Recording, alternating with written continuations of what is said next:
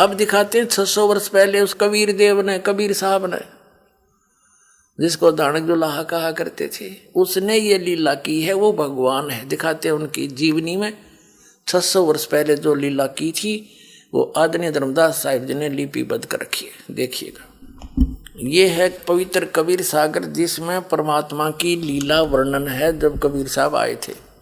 संपूर्ण 11 भाग, खेमरा श्री कृष्णदास प्रकाशन, बम्बई। कबीर सागर संपूर्ण भाग, ये वही।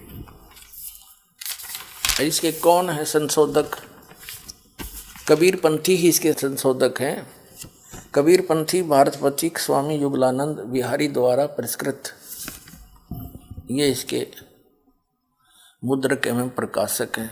खेमरा श्री कृष्णदास अध्यक्ष, श्री वेंकटेश्वर परेश, खेमरा श्री कृष्ण मार्ग, कृष्णदास मार्ग, मुंबई। इसका थोड़ा सा मौखिक सुनाता हूँ, उसके बाद आपके बहुत आसानी से समझ में आ जाएगा। परमात्मा 600 वर्ष पहले इस कलयुग में सन 1398 संवत 1455 ज्येष्ठ सुदी पूर्णमासी को सचखंड से सतलोक से चलकर आए थे। ब्रह्म मुहूर्त में अरे कमल के फूल पर शिशु रूप धारण करके विराजमान हुए थे। उनके प्रत्यक्ष दृष्टा एक अष्टानंद नाम के ऋषि थे, जो उसी सरोवर पर प्रतिदिन स्नान करके आते थे। गर्मियों का मौसम था और वहीं पर बैठकर अपनी साधना को समय अपने गुरु द्वारा प्राप्त साधना को किया करते थे। वो ऐसा करने में व्यस्त थे, ट्राई कर रहे थे। उसी समय ब्रह्म मुहूर्त यानी सूर्योदय होने से लगभग 1.5 घंटा पूर्व आकाश से एक प्रकाश का गोला सा आया। अष्टानंद जी ने देखा कि इतना तेज प्रकाश कैसे आ रहा है, इतनी गति से। उसकी आंखें चुंधियागी बंद होगी। जैसे हम सूर्य की तरफ देखते हैं, आंखें बंद होती हैं तो सूर्य का प्रकाश रहित आकार दिखाई देता है। ठीक इसी प्रकार जब अष्टानंद जी ने उस प्रकाश के गोले को देखना चाहा, उसकी आंखें बंद होगी, वो सहन नहीं कर सकी चरम दृष्टि। आंखें बंद हुई तो उसने क्या देखा कि एक शिशु रूप दिखाई देता है, उसका ही प्रकाश था। वो बालक सा दिखाई दिया, उसकी आंखों में ऐसा चमका सा लगा जैसे सूर्य की तरफ देखने के बाद आंखें एक तरफ भी कर लें तो उसका प्रकाश रहित आकार अवश्य सामने उसके रिफ्लेक्शन के रूप में आगे आगे घूमता रहता है। ऐसी दशा उसकी होगी। और कुछ देर के बाद वो प्रकाश एक कोने में सिमट गया, उस तालाब के कोने में। अष्टानंद जी ने सोचा कि अपने गुरुजी से पूछूंगा, ये मेरी कोई भक्ति की उपलब्धि है या मेरा कोई धोखा है। अपने गुरु स्वामी रामानंद जी ब्राह्मण महर्षि थे, वेदों और गीता और पुराणों के मर्मज्ञ माने जाते थे। उनसे जब पूछा कि भगवान आज मैंने ऐसे ऐसे आकाश से प्रकाश का गोला सा देखा, उसको मेरी आंखें सहन नहीं कर सकी, आंखें बंद हुई तो एक बालक दिखाई दिया, शिशु। और थोड़ी सी देर में वो प्रकाश कमल के फूल यानी एक सरोवर के अंदर सिमटता दिखा। अब जैसा उस ऋषि ने ज्ञान था, स्वामी रामानंद ने अपने शिष्य का समाधान इस प्रकार किया कि बेटा, ऊपर के लोकों से अवतारी शक्तियां आती हैं, अवतार गणाते हैं, तब उनकी ऐसी ही पहचान होती है। तारा सा टूटता है, यहाँ कहीं माँ के गर्भ से जन्म लेंगे। अब उन्हें इतना ज्ञान था कि इनके भगवान माँ से जन्म लेकर आते हैं, लेकिन ये परमात्मा सबका जनक है, सर्वोत्पादक है। ये किसी माँ से जन्म नहीं लेता, ये स्वयं आकर प्रकट हुए थे। तो नीरू नीमा नाम के वो पहले गौरी शंकर नाम के ब्राह्मण थे और सरस्वती उसकी पत्नी थी। वो शिव जी के पुजारी थे, बड़े ईमानदार ब्राह्मण थे, कथा करते थे, किसी को भ्रमित नहीं करते थे। जो पैसा आ जाता था दक्षिणा का, उससे निर्वाह चलाते थे और उससे जो बच जाता था धर्म में लगा देते थे। वो किसी को भ्रमित नहीं करते थे, गुमराह करके नहीं ठगते थे। सबसे ज्यादा प्रशंसा के पात्र वो उस क्षेत्र में हो गए थे। अब इस कारण से अन्य ब्राह्मण उनसे ईर्षा किया करते थे कि इसने हमारी रोजी रोटी खोजी, इस बात का मुसलमानों को ज्ञान था कि हिंदू धर्म का प्रचार ये गौरी शंकर कर रहा है ब्राह्मण, और उनको ये भी मालूम था कि अन्य इनके ब्राह्मण जो गुरु हैं, जो दुनिया जिनके पीछे लगी है, वो अधिकतर इसके विरुद्ध में है, इसे ईर्ष्या करते। इसका फायदा उठाकर मुसलमानों ने गौरी शंकर सरस्वती को जबरदस्ती मुसलमान बना दिया, उनके ऊपर अपना जूठा पानी छिड़क दिया, सारे घर में छिड़क दिया और कह दिया ये मुसलमान बन गया। दूसरे ब्राह्मण जो उससे ईर्ष्या करते थे गौरी शंकर से, उन तो बड़ी खुशी हुई, सब जगह मुनादी करा दी, गौरी शंकर मुसलमान बन गया है, उसका भाईचारा बंद, गंगा में स्नान बंद। 1 मिनट में कर गए काम और वो विवश हो गए। उनका नाम रख दिया नूर अली, जिसको नीरू कहने लगे, और सरस्वती का नाम रख दिया नियामत, उसको नीमा कहने लगे। नीरू और नीमा नाम से वो प्रसिद्ध हो गए। अब उनके पास रोजी रोटी निर्वाह की समस्या आई तो उन्होंने एक कोई ऐसा काम देखना चाहा जो बगैर पैसे के शुरू हो। उन्होंने कपड़ा बुनने का काम शुरू कर दिया, किसी ने सलाह दे दी। और कपड़ा बुनने में कुछ नहीं करना, 4 लकड़ के लठ गाड़ने होते हैं, तार पूरा अपना उस पर लागे करने, जिस कारण से वो जुलाहा कहलाए। वो निसंतान थे, आयु बहुत होगी थी, 60 वर्ष के आसपास। उनका गंगा में स्नान करना बंद करा दिया था, तो वो उस लहर तारा तालाब में स्नान करने जाया करते, जहां परमात्मा आकर विराजमान हुए थे कमल के फूल पर। वो लहर तारा तालाब उसका नाम इसलिए पड़ा था कि वर्षा के दिनों में जब गंगा दरिया फुल स्विम में, यानी खूब बहकर चलती और भरकर चलती थी, तो गऊ घाटों के ऊपर से ओवरफ्लो होकर के पानी उछल कर लहरों से एक सरोवर का रूप धारण कर लेता था, और सारा वर्ष निर्मल जल गंगा का पवित्र रहता था, उसमें कमल के फूल उगे हुए थे। वे प्रतिदिन वहां स्नान करने जाते थे। वो उनकी झोंपड़ी से लगभग 4-5 किलोमीटर की दूरी पर था, तो प्रतिदिन स्नान करने जाना था, उधर से परमात्मा ने आना था। वो निसंतान थे, वहां से मालिक को कमल के फूल पर पाकर बड़े प्रसन्न हुए। लंबी कहानी फिर बताएंगे, लेकिन आज प्रसंग कोई और है। वो घर ले आए। अब 25 दिन हो गए, कुछ ना खावे ना पीवे, मुंह बंद कर ले। बड़े चिंतित हुए। नीमा बड़ी परेशान होगी कि हे शंकर भगवान, या तो युद्ध देना ही नहीं था, लाल अपने रो पीट का टाइम पास कर रहे थे, और आज आपने लाल दिया, बच्चा दिया है, अब ये कुछ खा पी नहीं रहा, भगवान भी वापस ले रहे हो।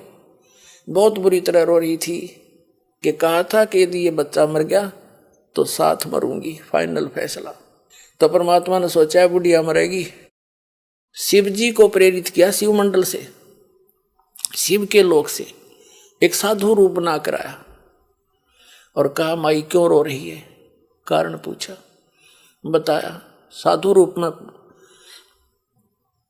खड़े शिव जी ने कहा कि देखा तेरा बेटा कहाँ, लाइए।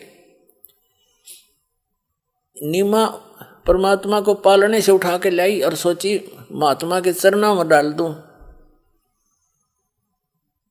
बच्चे की जान बख्श दे। जो ही चरणों में डालना चाहा, बच्चा आकाश में उड़ गया और उस साधु शिवजी के सिर के समान हवा में खड़ा हो गया, ऐसे ठहर गए। अब शिवजी समझ गए कि माई ये तो बहुत सिद्धि वाला बालक है। ऐसे हाथ किया शिवजी ने, उसके हाथों में आगे, और 7 बार चर्चा करी दोनों ने। परमात्मा ने कहा नवजात शिशु रूप में कि महात्मा जी इनसे कहो कुंवारी गाय लाओ, उसका दूध पीऊंगा मैं। अब नीमा से कहा शिवजी ने कि तेरे पति को बुला और एक कुंवारी गाय लाओ और कोरा बर्तन लाओ को मार के, एक छोटा सा मटका। ऐसा ही किया गया। फिर बोले भगवान 25 दिन की लीला में आयु में कि महात्मा जी आप इसके ऊपर थपकी लगा दो बछिया के कमर पे, तब यह दूध देगी। शिव जी ने थपिया लगाई, थपकी लगाई, लंबे लंबे सतन हो गए।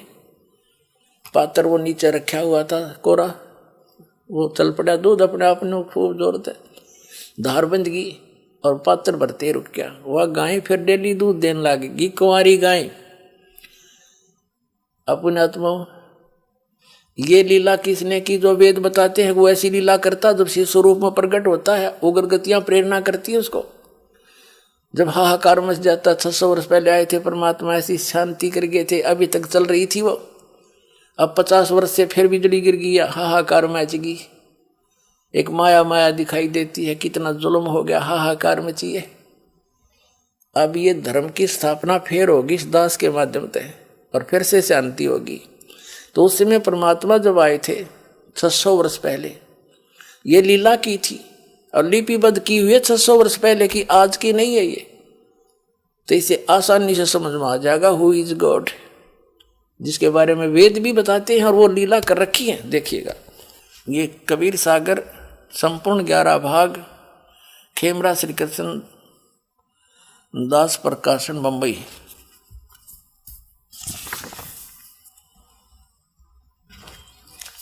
और इसके कौन है ये संशोधक? कबीर पंथी भारत पथिक स्वामी युगलानंद विहारी द्वारा पुरस्कृत। मुद्रक एवं प्रकाशक खेमराज श्री कृष्णदास, अध्यक्ष श्री वेंकटेश्वर प्रेस, खेमराज श्री कृष्णदास मार्ग, मुंबई से। इसमें एक ज्ञान सागर नाम का चैप्टर है, इसके 74 पृष्ठ पर। सुन जुल्हा मन भयो आनंदा, जिमी चकोर पायो निशि चंदा।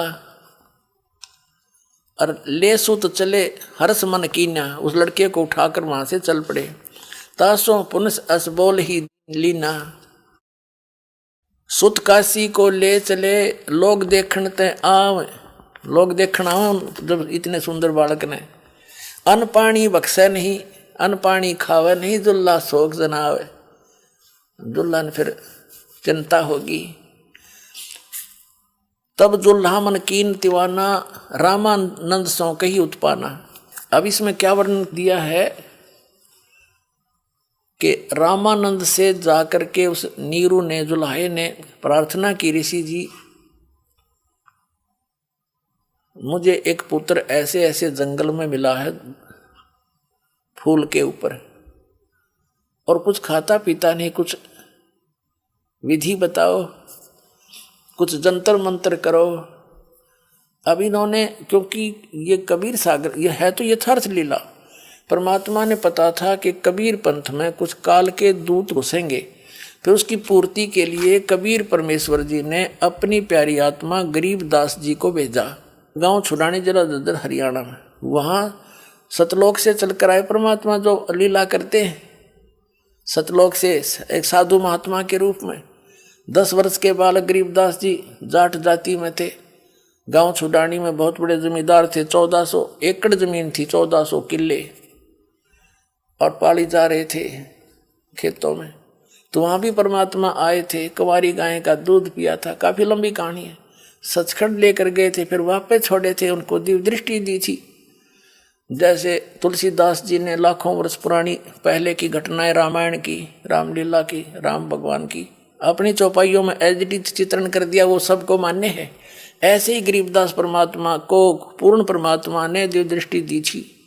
उनकी दिव्य दृष्टि में और तुलसीदास जी की दिव्य दृष्टि में दिन रात का अंतर था। ये दूरबीन समझ लो, दूरदर्शी, किसी की थोड़ी रेंज, किसी की ज़्यादा होती। ऐसे तो गरीबदास जी ने उस परमात्मा की महिमा आँखों देखा और फिर साथ में उनकी दिव्य दृष्टि से एडिट चित्रण किया, और वही इसमें मिला। इसमें थोड़ा सा प्रकरण बदला गया है कि रामानंद जी से पूछा, वो तो शिव जी आए थे साधु रूप बना के, क्योंकि उसके पुजारी थे। गरीबदास जी ने स्पष्ट किया हुआ है, शिव उतरे शिव मंडल से अवगत बतन विनोद, और लिया ईश को गोद। कहते हैं अनब्यावर को दूहत है, दूध दिया तत्काल, कंवारी को दूहत है, दूध दिया तत्काल, और पीवे बालक ब्रह्म गति तासी भय दयाल। जैसा भी हमने उस प्रकरण को समझना है कि वास्तव में एक कंवारी गाय से उनकी परवरिश की लीला हुई है, इतना ही समझना है। ये देखिए, ये है ज्ञान सागर 74 पृष्ठ पे कबीर सागर हम पढ़ रहे हैं। कहते हैं तब जुल्हा मन कीन तिवाना, रामानंद सो कही उत्पाना। मैं सुत पायो बड़ा गुणवंता, कारण कौन बखे नहीं संता। हे महात्मा जी क्या कारण है, वो कुछ खाता नहीं। रामानंद ध्यान तब धारा, जुल्हा सो तब वचन उचारा। रामानंद जी कहते हैं तू पूर्व जन्म में ब्राह्मण था, ब्राह्मण जाति, और हरि सेवा की निभली भांति भगवान की पूजा करता था, और तेरे कोई चूक होगी उस भक्ति में तो कुछ सेवा हर की चूका, ताते भयो चूल्हा का रूपा, इसलिए तो जुल्हा बन गया। और प्रीति प्रभु गए तुर लीनी, तेरी उस प्रीत को परमात्मा ने स्वीकार कर लिया। और ताते उद्यान में सुत तो दीना, इसलिए तेरे को जंगल में एक पुत्र दिया है। अब नीरू कहे मैंने दिशा करया उसा पा गया, पर मेरा बालक भूखा मरे है। हे प्रभु जस कीनो तस पायो, आरत हो तो दर्शन आयो। संकट निवारण के लिए मैं तेरे पास आया हूँ। सो कहिए उपाय गोसाई, बालक अक्षुदावंत कुछ खाई। ऐसा उपाय बताइए गोसाई स्वामी जी कि भूखा बालक कुछ खा ले। रामानंद अस युक्ति उचारा, तुम सुत कोई ज्ञानी अवतारा। तेरा बेटा कोई विद्वान पुरुष है, और बचिया जाही बैल नहीं लागा, सो लेठाड़ करते ही आगा। जिस बचिया को बैल ने टच नहीं कराया हो, यानी कंवारी, और उसको ला करके वहां खड़ा कर दे। दूध चले ते थनत, दूध दरो छिपाए, अक्षुदावंत जब हो ताको देखवाए। वो दूध निकलेगा उस कंवारी गाय के थनों से, उस दूध को छुपा कर रख दियो, और फिर वो भूखा हो जब पिला दियो। जुल्हा एक बछिया ले आवा, कंवारी बछिया, और चलो दूध कोई मरम न पावा। चलो दूध जुल्हा हरसाना, राख छिपाए कहो नहीं जाना। दूध, अब देखो, दूध तब पीवत नाम कबीरा, खेलत संत संग मत धीरा।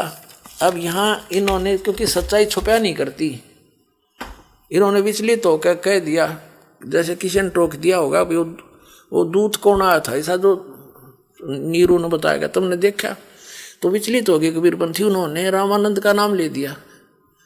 जैसे भी घटना या नौकी नो घटी है, वो दूत कौन था फिर? वो गुप्त आए थे भगवान शिव जी, गरीबदास जी ने अपनी अमृतवाणी में स्पष्ट किया हुआ है। तो हमने सिर्फ इतना देखना था कि वो परमात्मा शिशु रूप धारण करके आए, कमल के फूल पर विराजमान हुए, नीरू निमा नाम के जुल्हा उठा ले गए। उनके परवरिश की लीला बालकपन में कुंवारी गाय से हुई, और ये हमारे वेद बताते हैं। तो वो जब आता है ऊपर के लोक में रहता है, वहां से गति करके आता है, और फिर उस शिशु रूप में प्रगट परमात्मा की परवरिश की लीला कुंवारी गाय से होती है। अब फिर देखिएगा ऋग्वेद मंडल नंबर 9 सूक्त नंबर 1 मंत्र 9 में। अब हमने ऋग्वेद उठा लिया, ये सर्वदेशी कार्य प्रतिनिधि सभा महर्षि दान भवन रामला मेहरा नई दिल्ली से छुपी है। ये उनका अनुवाद करता है, ये उनके मुद्रक हैं। अब देखिएगा, अब हम ऋग्वेद मंडल नंबर 9 सूक्त 1 के मंत्र नंबर 9 को ही पढ़ेंगे ओनली। मंडल 9 सूक्त 1 और मंत्र 9, ये देखिएगा। उस सोम स्वभाव वाले पुरुष को, उस अमर परमात्मा को, जो शिशु रूप में प्रकट होता है, सब प्रकार से निये गौवें अभी अधन्या बिना दनाई पूर्ण रूपेण, पूर्ण रूप सब प्रकार से, यानी कंवारी गौवें द्वारा तृप्त करती है, उसको गौवें तृप्त करती हैं। उस शिशु रूप में प्रकट परमात्मा को सब प्रकार से, यानी पूर्ण रूप से कंवारी अनटच्ड नवरा एहन सिनिय क्या होता बता गौवे सब प्रकार से बिना दनाई, यानी कंप्लीट जिन अनटच्ड कुंवारी गौवों के द्वारा वो तृप्त करती हैं गौवें उसको। अच्छा हो गया सिद्ध। अब हम फिर आते हैं ऋग्वेद मंडल नंबर 9 सूक्त नंबर 96 के 96 के मंत्र 16 से लेकर 20 तक। उसमें क्योंकि शिशु शब्द आया था इसलिए ये प्रकरण देना पड़ा कि वहां शिशु का क्या अर्थ हुआ। वो भगवान परमात्मा जब आते हैं, लीला करते हैं दूसरे टाइप की, एक शिशु रूप धारण करके धीरे धीरे बड़े होते हैं, तो उस समय वो अपने ज्ञान को उच्चारण करते हैं लोकोक्तियों के माध्यम से, कविताओं से, दोहावलियों के माध्यम से, शब्दों के माध्यम से, जैसे कवि बोला करते हैं। वो कबीर देव होता है और एक प्रसिद्ध कवियों में से भी एक उसको प्रसिद्ध पदवी प्राप्त होती है, लेकिन वो होता है भगवान है। वो ऋषि रूप में और संत रूप में प्रकट होता है, भी प्रकट होता है, ऐसे लीलाएं करता है, शिशु रूप में भी प्रकट होता है। अब फिर आते हैं हम ऋग्वेद मंडल नंबर 9, ऋग्वेद मंडल नंबर 9 सूक्त नंबर 96, 96 के मंत्र 16 में तो हमने पढ़ लिया था कि हे परमात्मन सर्वोपरि रहस्य यानी गुप्त, अति गुप्त, श्रेष्ठ जो आपका नाम, जो तुम्हारी संज्ञा है, जो तुम्हारा नाम है, असली नाम गुप्त, उसका ज्ञान कराएं। यहाँ कराया हो ज्ञान 17वें में। यहाँ शिशु रूप है, शिशुम जगानम हरियंतम वर्जंती शुभंती वहीन मृत गणेन कबीर गिरभी कावेना कबीर। इन्होंने यहाँ थोड़ी घुसपैठ कर रखी, दूसरे कबीर का अर्थ नहीं कर रखा। संत सोम पवित्र अत्यति रेभन, इन्होंने क्या अर्थ किया है कि शिशुम शिष्यति सूक्ष्म करोति प्रलय काले जगत जगदिति, शिशु पर परमात्मा, उस परमात्मा को यहाँ कहना था जो शिशु रूप में प्रकट होता है, वो परमात्मा को जो सदा प्रकट है। जगानम माने प्रकट होता है, शिशु रूप धारण कर, शिशुम जगानम, शिशु रूप धारण, बालक रूप धारण करके प्रकट होता है, यहाँ आता है। जो अत्यंत कमनीय है उसको उपासक लोग बुद्धि विषय करते हैं, स्तुतियों द्वारा उसका गुणगान करते हैं। विद्वान लोग उस गतिशील परमात्मा का, अब देखियो अगर वो परमात्मा सर्वव्यापक था तो गतिशील के हो गया, फिर उसका वो कैसे हुआ गतिशील? गतिशील माने वहां से चलकर आने वाला। परमात्मा का वर्णन गणनों द्वारा करते हैं।